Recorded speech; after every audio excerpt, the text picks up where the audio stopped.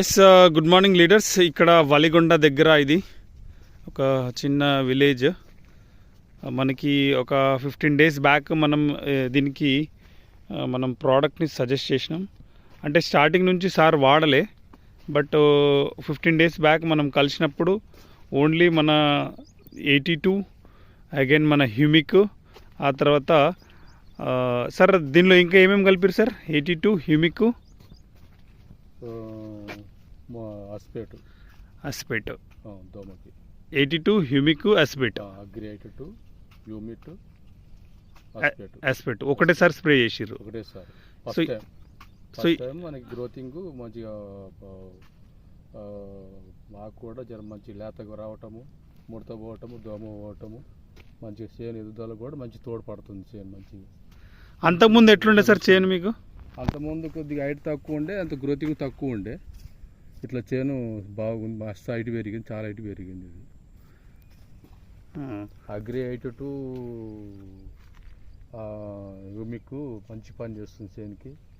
Best రైతులకి చాలా మంచి వరం లాంటిది. ఇది మంచి చేసుకోవచ్చు, వాడుకోవచ్చు, చేను కూడా మంచి బాగా వస్తుంది. అంతకుముందుకు మీ చేను ఎట్లుండే? ఫస్ట్ టైం వాడినాను ఇది.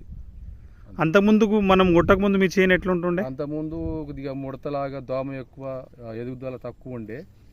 ఇప్పుడు మనం ఫస్ట్ టైం కొట్టినా కాబట్టి చేను ఇట్లా చాలా పెరిగింది, బాగానే పెరిగింది, గ్రోతింగ్ బాగా వచ్చింది, చేను మంచిగా వస్తుంది, మన పంట పూత కూడా మంచిగా వస్తుంది ఇట్లా.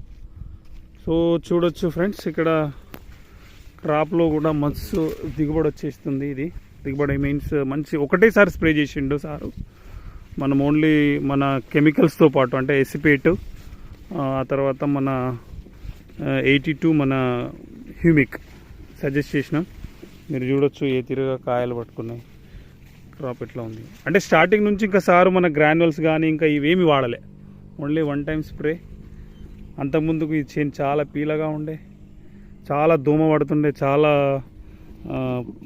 అది ఉంటుండే, ఆకు బాగా ముడతపోయింది, ఆకు కూడా అంతా లీఫ్ మొత్తం ఇట్లా యాక్టివ్ వచ్చేసింది చూడొచ్చు. కాబట్టి ప్రతి రైతు కూడా 100% మన కెమికల్స్తో పాటు మన ప్రోడక్ట్స్ని మంచిగా వాడుకోవాలి.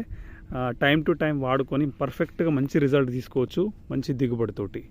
సో ఇక్కడ ఫార్మర్ చాలా హ్యాపీగా ఉన్నాడు, భాస్కర్ సార్ అని చెప్పేసి వలిగొండ నుండి. ఇంతకుముందుకే వాళ్ళ మాటల్లో మనం విన్నాం.